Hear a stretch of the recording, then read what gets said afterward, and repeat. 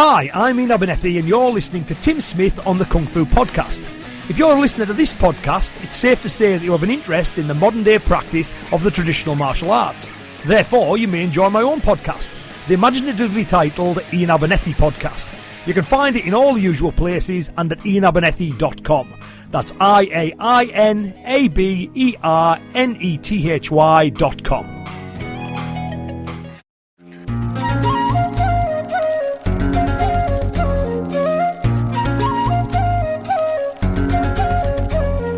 Exploring the culture, the adventure, and the impact of martial arts. With me, your host, T.W. Smith. Welcome. You are in the audience of some of the finest and sharpest martial artists in the world. People that put in a great deal of sweat and a great deal of care into honing their craft. This episode is about your ability to execute a violent act at a critical moment, when it is time for the hammer to hit the gunpowder. This episode spawned from a rash of violent acts that I had become aware of, and then, like gas to a fire, I had this conversation with a philosophical martial artist that wanted to argue that violence only begets more violence. It was similar to this request that another martial artist will ask online. Are there any effective non-violent martial arts? I'm a peace-minded individual who wants to pursue violence as a last resort, out of compassion for my attacker. I'm wondering if there is a form of effective real-world, non-lethal, and non-violent martial arts that caters to such a goal. Someone responds for this question. Any grappling art, wrestling, judo, Brazilian jiu-jitsu, sambo, will teach you to control someone without hurting them. You can get enough skill that you can take the average person to the ground and hold them there with minimal damage to yourself. I believe that the first gap that we're having here is this interpretation of the word violence. When someone is cursing at you, flipping you off, threatening you, perhaps even slapping you out of anger, this is not the level of violence that we're discussing when I mean violent in this episode. In those situations, you're going to respond, of course. But remember that the jackass is actually communicating with you. That's a huge difference. For you to interpret violence, I suggest going back to Kung Fu Podcast number 108 through 110. The ranking of violence in 3 dimensions. How many slaps equal 1 punch? And how 1 headbutt is equivalent to pouring acid on someone, and that's true in 4 countries and at least 3 levels of justice. Those episodes were inspired by a friend of the program, Ian Abernethy, and really complements this episode very well. The situations that we're discussing here is when things go dark really fast, or the darkness finds you really fast. Tim Larkin refers to this as asocial. There is no communication between you and the person that were your enemy. We are at ground zero. Let's take a real-world police example. Police officer sitting there in his car, and someone comes up behind him and bumps him in the rear while he's sitting still. He's like, what the? And as he gets out, what he sees is someone rushing at him with something in their hand. In literally less than a second, his life is in danger.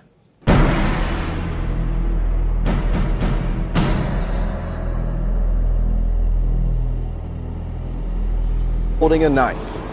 He's barely able to respond. Check it out. As he steps out to investigate the accident, it's about to happen. He has no idea of the danger he faces. Here he comes. Holy Get away from me! Drop the knife! The suspect is armed with a knife and keeps charging the officer. It appears he wants to kill him. The officer is finally able to get his bearings. Drop the fucking knife! Drop the knife! He shoots the suspect in the chest. 181! Shots fired! Shots fired! Thomas! Hey, Griggs! One has been shot! The officer is obviously shaken. Oh! The suspect is later pronounced dead. This is the damage after...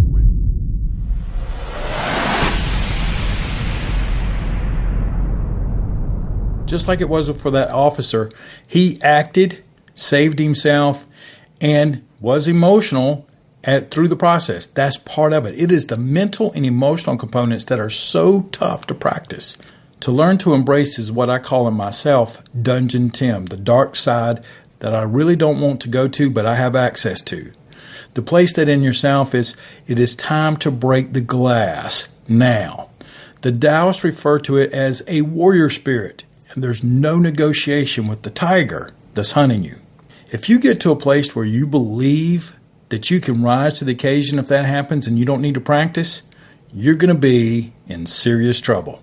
My suggestion for the so-called best techniques in any of these examples is to practice techniques, particularly body and foot patterns, that resonate with you.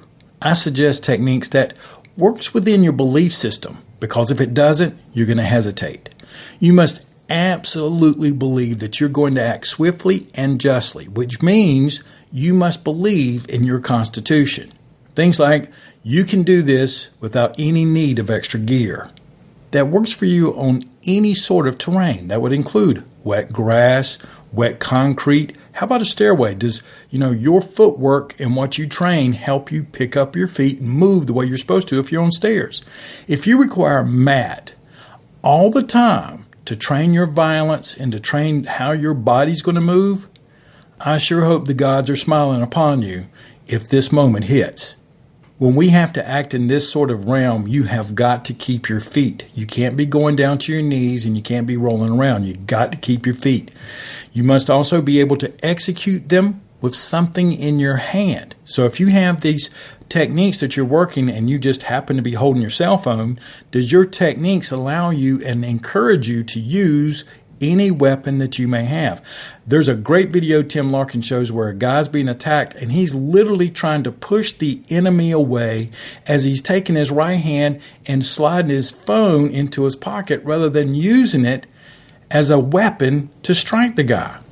Also, as part of your constitution, you can execute this technique with extreme intensity, that you're going to avoid the fatal flaw of standing still. And of course, this could have been number one, but it's just as easy to have it as a reminder. Please abide by the laws. I'd hate for you to be the one to go to jail when they ask the one that created the problem. So the golden rule, movement creates space and opportunity. The don't be there defense is a great start. The don't be there strategy is second after what I call the blowfish defense. Look like something that shouldn't be trifled with, like the angry kitten, for example. When it comes to the necessary practice of know the laws, I'm in North Carolina. When is violence the justifiable response in the United States is guided by a state-by-state basis. Ryan Stowe at Stowe Law Firm posted in late 2018 regarding when violence is justified, wrote, in North Carolina, as in many other states, self-defense laws guides the right of North Carolinians to protect themselves against attacks.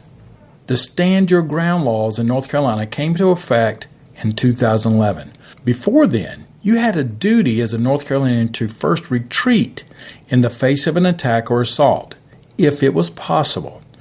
Otherwise, you would have ended up with a criminal charge on your hand for not running away from the attack. The Stand Your Ground law takes into account the length to which one can go to defend themselves or another person against violent attacks. However, the law operates within reason to protect your rights to self-defense in North Carolina. The use of reasonable force in North Carolina is considered justifiable if you need to use force to protect yourself or someone else against an imminent attack.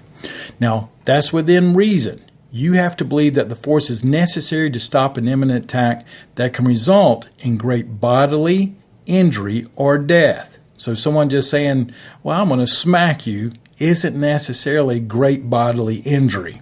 So you can't just haul off and throw out the throat punch.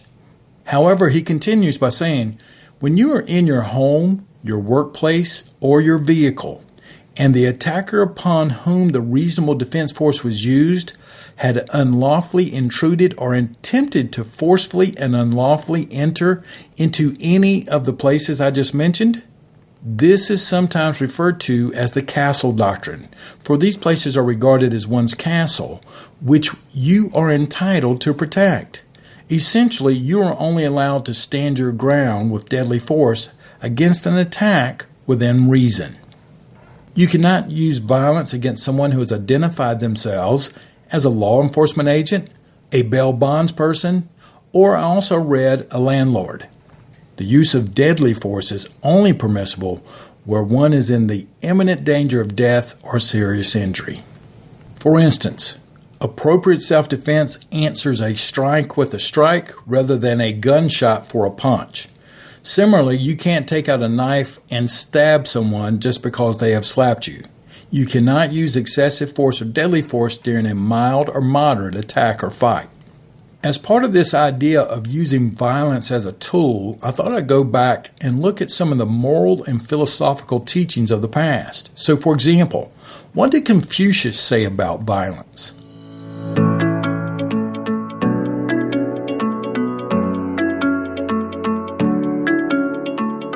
Well, if you didn't know, he wasn't against it. Confucius lived in a time of feudal disintegration. He shared the fundamental Taoist teaching that natural harmony based on the healthy blend of yin and yang, and that was the ideal to be cultivated. However, Confucius's personal experience of political unrest made this harmonious Shangri-La viewpoint not very practical. Soldiers comprised a high-ranking social class. In fact, the superior person was originally described as a member of the military class, and educated included training in warfare. One of the things that Confucius would often argue for, which I really like, he insisted that no one should be allowed to carry a weapon without 7 years of education in agriculture, ethics, and military tactics. He did not disapprove of military campaigns in principle, but he did regard them as a solution of the last resort. What about the Buddhist viewpoint on violence? And this one gets a little trickier, right? Because you have the modern, more accepted viewpoint or perceptions of what Buddhism is. Then you have a lot of historical references just as well, because there are many references that Buddhist teaching speaks against and avoids violence at any measure. However, there are also many historical and modern references to justified violence, violence that responds as an answer to pain and to suffering. At Wiley Online Library, associated with the work titled Is Violence Justified in Theravada Buddhism, wrote, according to Buddhist teaching, a viable solution to conflict is less likely through the use of violent means. This is because of the belief in Buddhist doctrine that violence breeds hatred. Thus, victory achieved through violence is not a permanent solution to any conflict. Now, philosophically, I may not argue against that, but realistically, my utilitarian side comes out, and also one thing that I learned about the Buddhist teaching a long time ago, that part of the premise of all of Buddhism is understanding that there is no permanence of anything. There's actual big practices set up that you make yourself understand nothing is permanent. No mountain is the same as it was 1,000 years ago. There is no such thing as permanent. So why bring it up in an argument? We're discussing a moment in time. We're in context. Evil has always and will continue to exist as long as man exists. We want to make sure, as good people, that it stays contained. In a work written by Christina Gilberg titled Warriors of Buddhism, and basically looking at violence from a Tibetan Buddhist perspective, appeared to be written in the early 2000s, since the latest reference in the article was in 2000, Christina wrote that there are also people close to the Dalai Lama who speak in favor of using violence when it's necessary. One of them is the former representative of the Dalai Lama and the director of the Tibetan Foundation in London. He says that since China has already given Tibet a death sentence, the question is whether or not the Tibetan nation should die fast or slowly. Because of this, he thinks the Tibetans should fight for total independence and that violence is justifiable for the cause. This is a concept in Tibetan Buddhism that goes along with compassion, that if you know something is suffering, it is dying, to be compassionate for it, you try to put it out of its misery, or you try to eliminate its suffering. If you know something has to be done, do it swiftly. Then he makes a statement that could resonate with everyone. No colonial power has ever yielded on its own initiative without being unequivocally invited to go by the oppressed people themselves. So basically, if you want them to go after they've invaded your place, you will have to remove them. They're not going to leave on their own. This global scale understanding about violence is also brought down to the individual level by the Dalai Lama's younger brother, Tenzin, who could really consider using violence to make the Chinese leave Tibet. The situation is like this, he says. Someone has broken into another person's house without being invited. That undesirable person should leave. That would solve the problem. We have to try to bring some pressure to bear upon them. And often the only pressure that they're going to recognize is violence.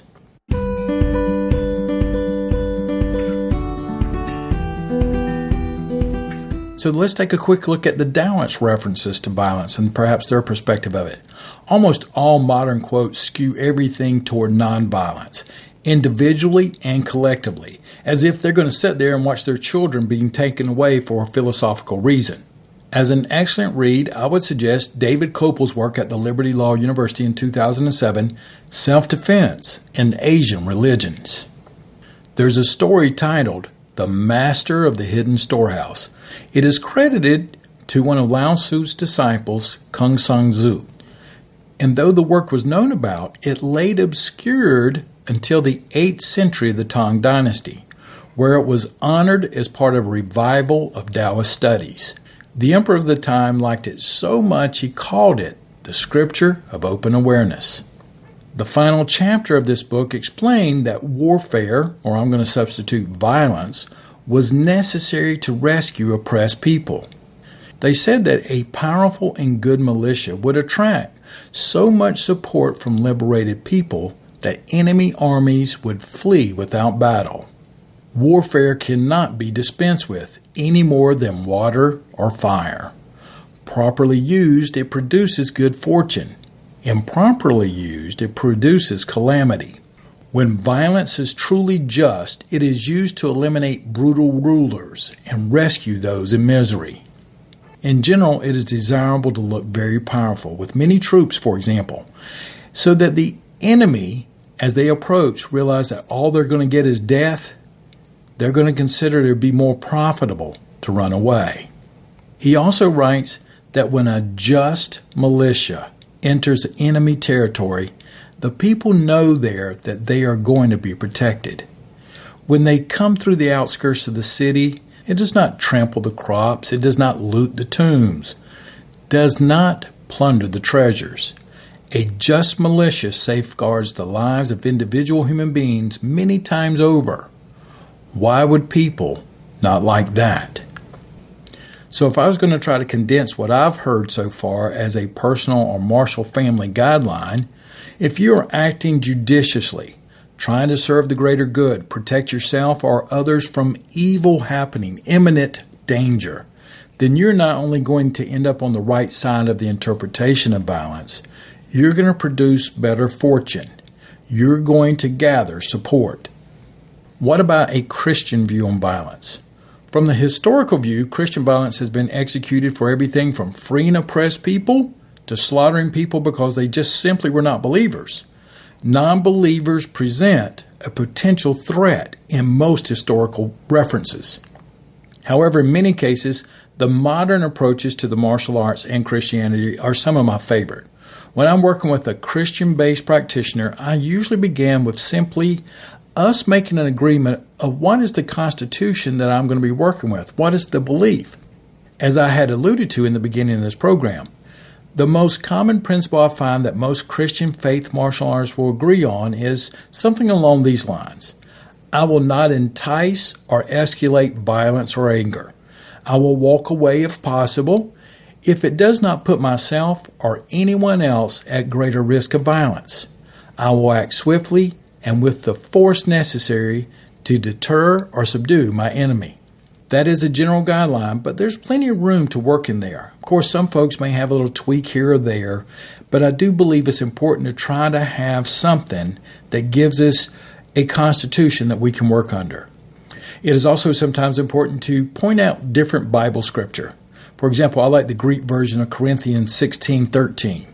Watch, be alert, stand firm in the faith, act like men, and be strong. So one of my favorite resources in looking at Christianity and martial arts is also Grace Martial Arts. Mark McGee has helped during the research of several podcasts with some of his work. They support and write on their website, we believe that Christians have a right to defend themselves, their families, and people in danger. We see no law, principle, or suggestion in the Bible against Christians defending themselves or someone in danger.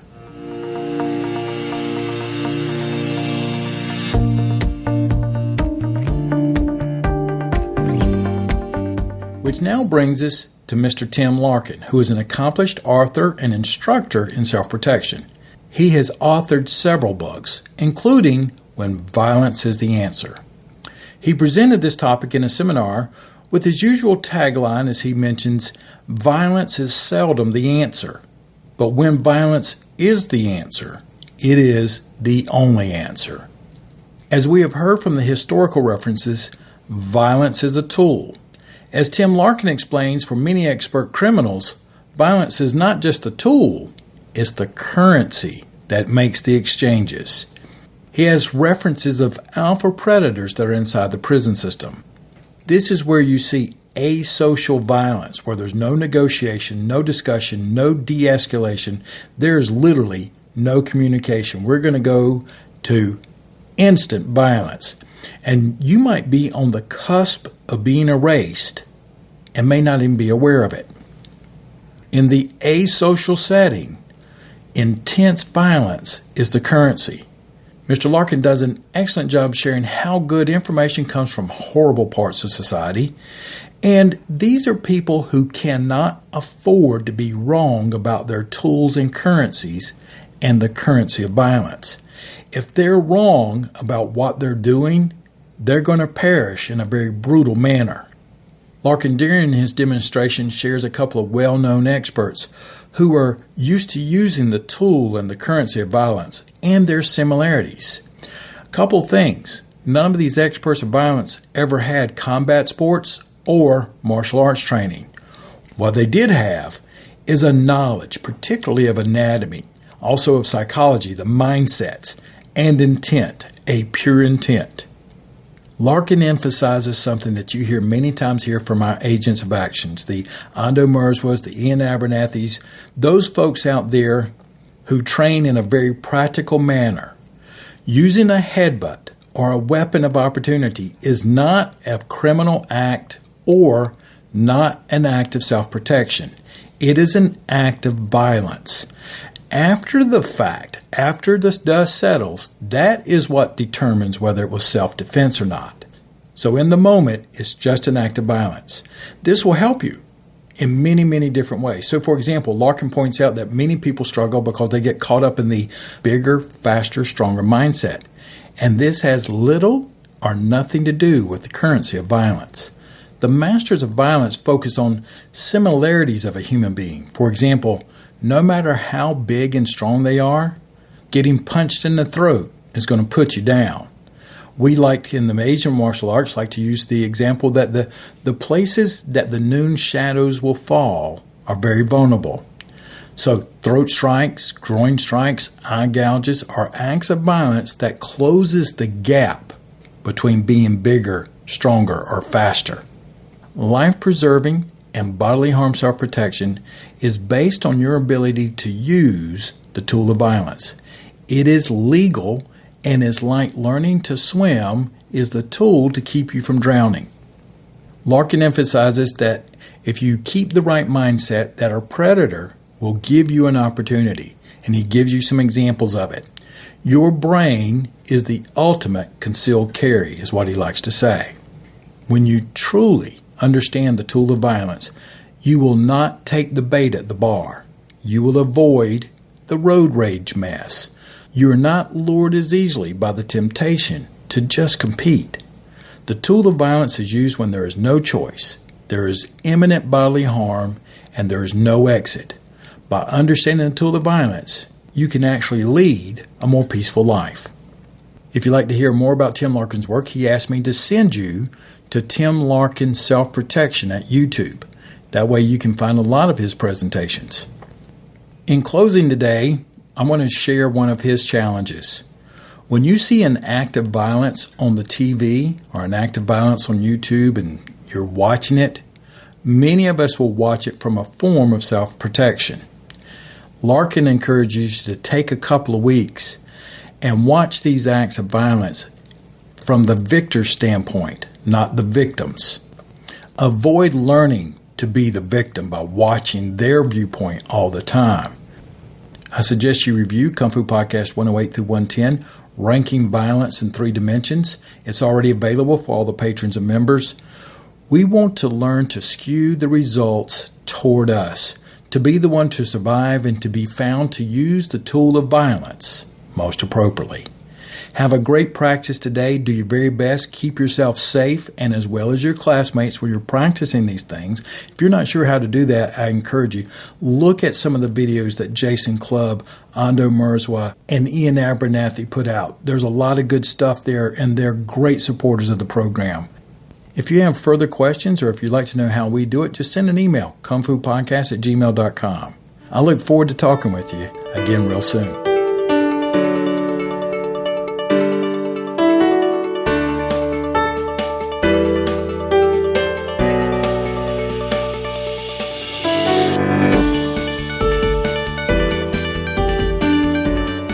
The Stand Your Ground law removes the duty of a law-abiding citizen to have to retreat from